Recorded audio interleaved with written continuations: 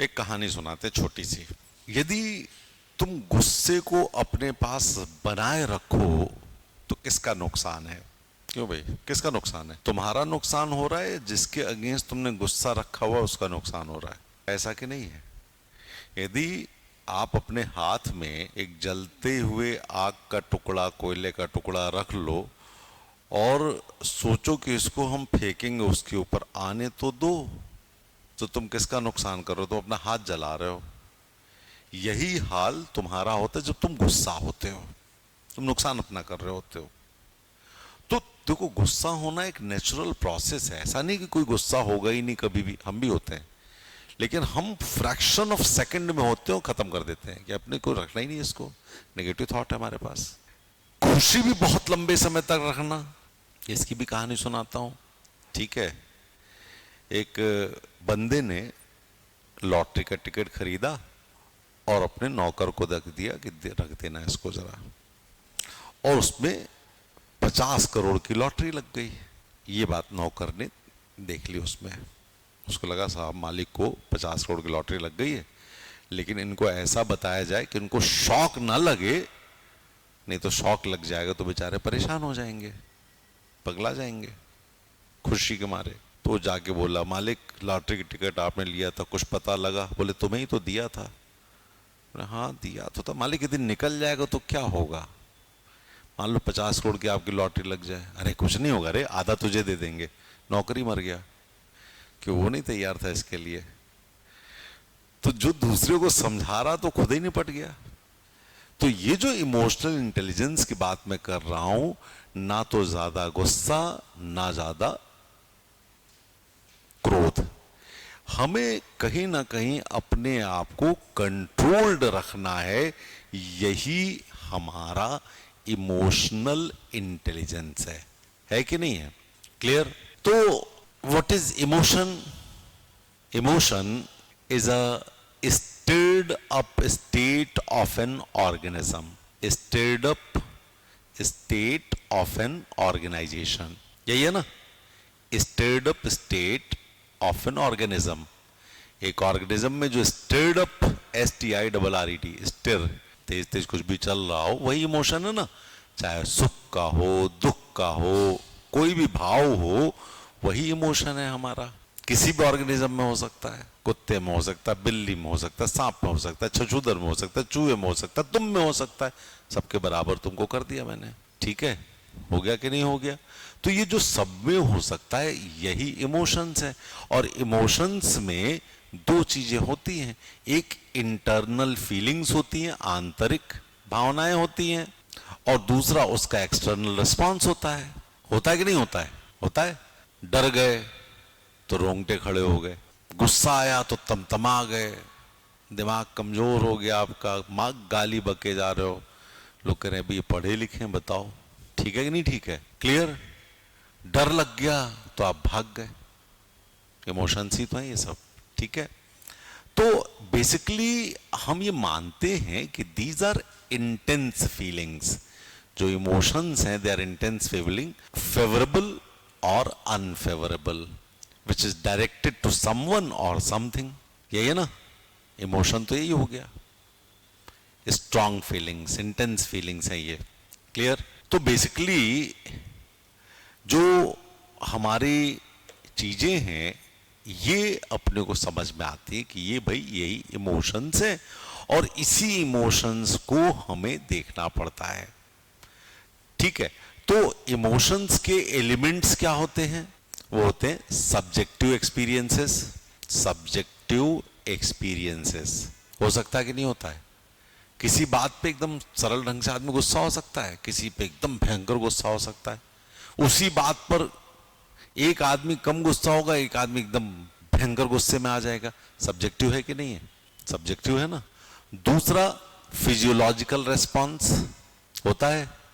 जो इमोशंस होगा तो उससे हमारे फिजियोलॉजिकल रेस्पॉन्सेज होंगे। इस दिल के धड़कने का कुछ तो है सबब यारों, या दर्द ने करवट ली या तुमने इधर देखा। तो दिल क्यों ज्यादा तेज तेज धड़कने लगा? क्योंकि उन्होंने देख लिया, शायर कहता है। तो फिजियोलॉजिकल रिस्पांस बता रहा है इमोशन का। बता रहा है कि नहीं बता रहा है? बता रहा है, ठीक है? तो हार्ट रेट बढ़ जाना, जिसको पैल्पिटेशन बोलते हैं, पैल्पिटेशन होने लगना, सांसें तेज चलने लगना, उलझन सी होने लगना, एंजाइटी होना, ठीक है, ये सब होता है कि नहीं होता है? ठीक है। और एक होता है behavioural response, this is outward expression, ये तो अंदर अंदर हो रहा है, आपकी दिल की धड़कनें कौन देख रहा है कि दिल तेज धड़क रहा है आपको?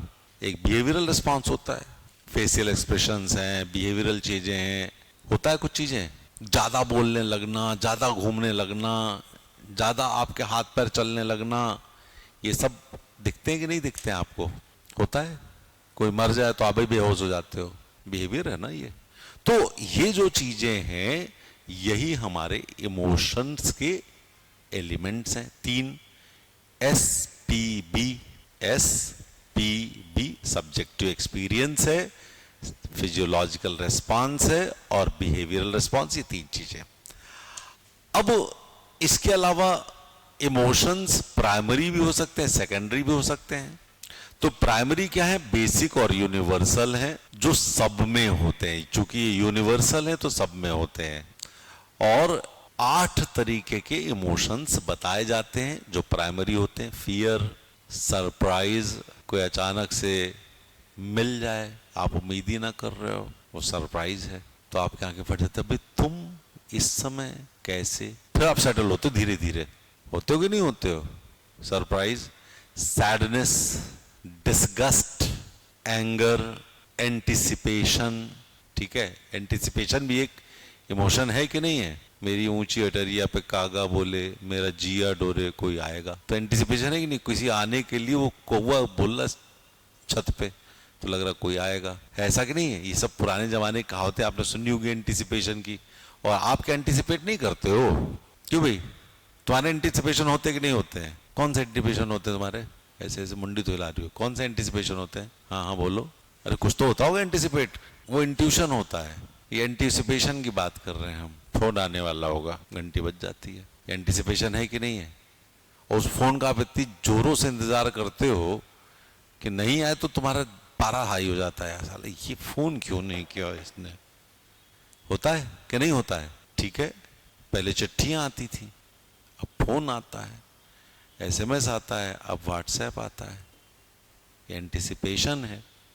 इसके अलावा जॉय है, ट्रस्ट है, ये कुछ हमारे इमोशंस हैं जो प्राइमरी है।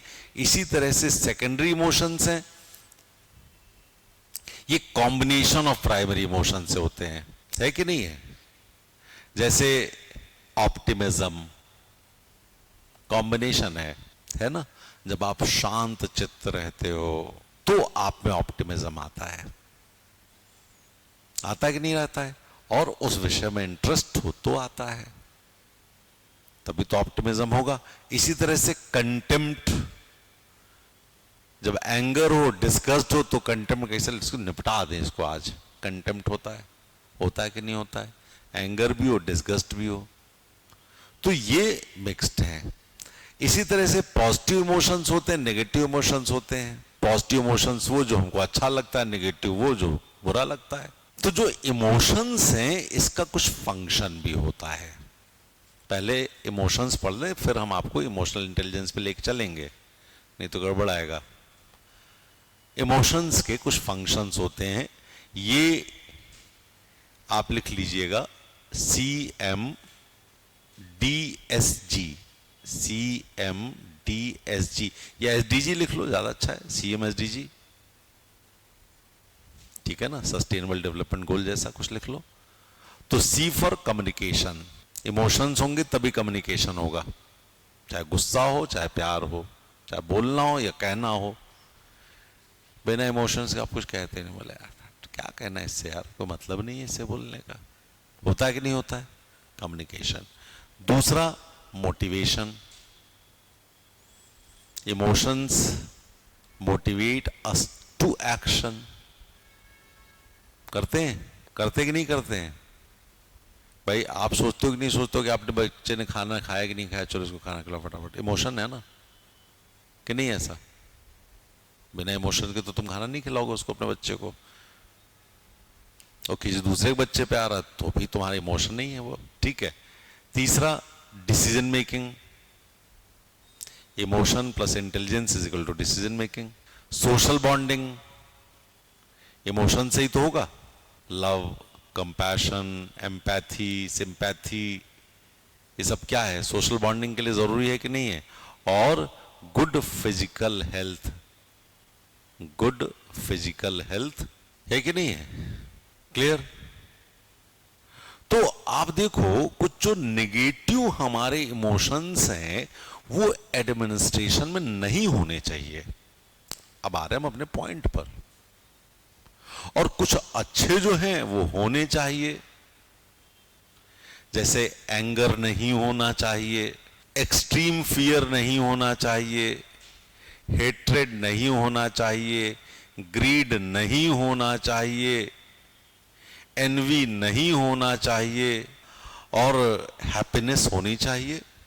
अब जरा देखो हर जगह भगवत गीता में ये सब चीजें मिल जाती कि नहीं मिल जाती हैं।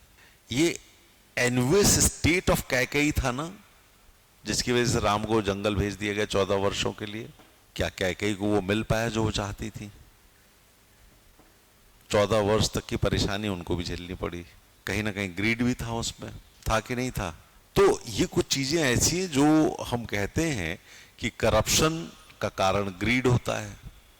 तो ये कुछ जो चीजें हैं वो इमोशंस के बारे में हम आपको बता चुके थे। अब आता है intelligence. What is intelligence? Capacity to think rationally, capacity to think rationally, act purposefully and deal effectively with one's environment.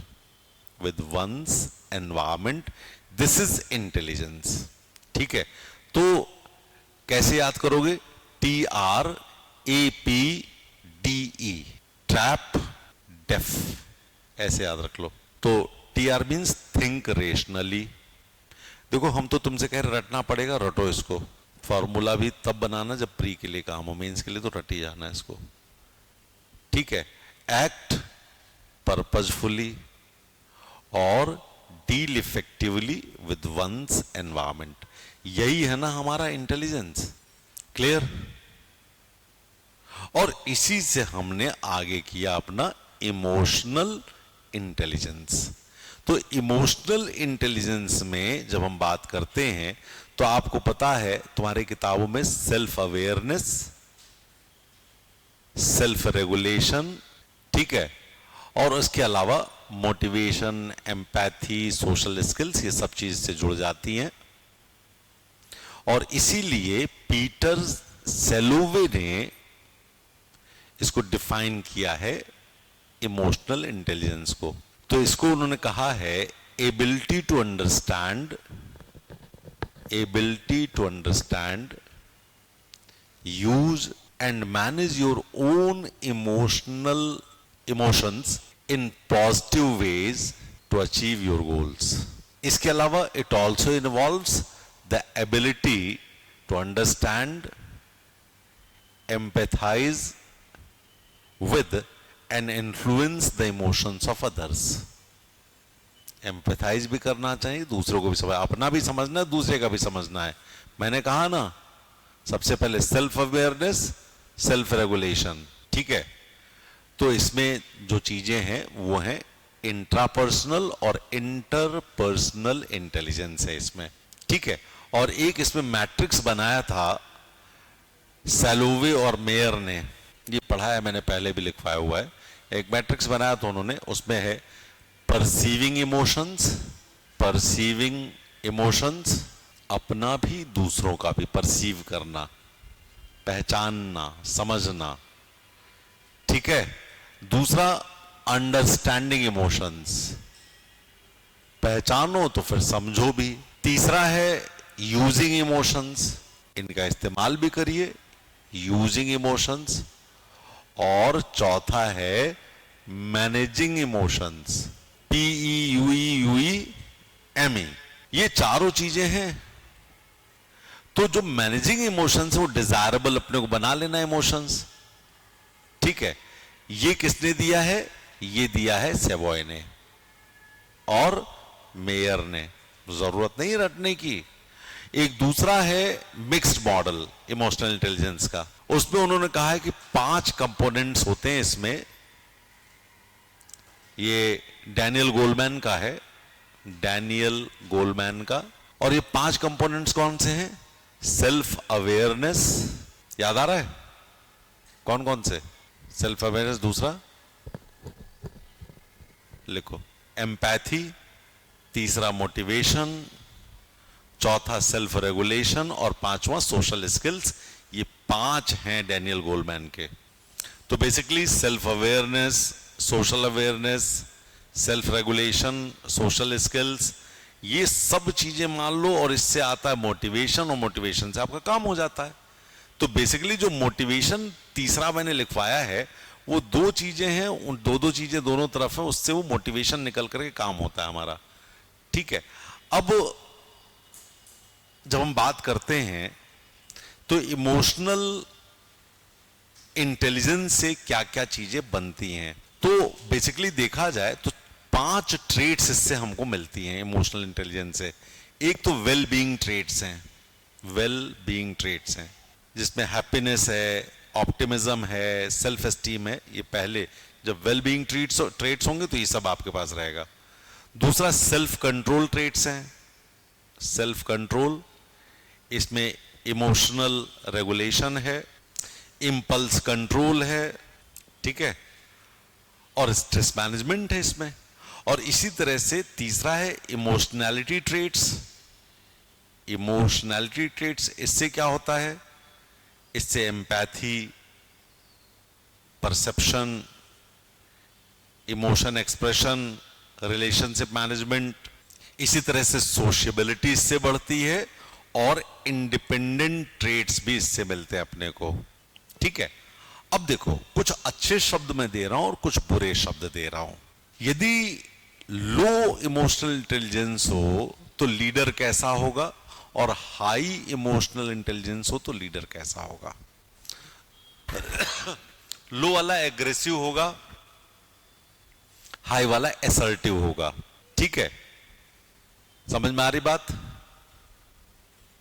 Communication style कैसी होगी? सेल्फिश, पुअर लिसनर होगा, इंपल्सिव होगा। और ये कैसा होगा? वार्म होगा, एंथुजियास्टिक होगा, सोशल होगा, चार्मिंग होगा, परसुएसिव होगा। और वर्किंग स्टाइल यदि देखें तो क्रिटिकल रहेगा हमेशा, लो एआई वाला।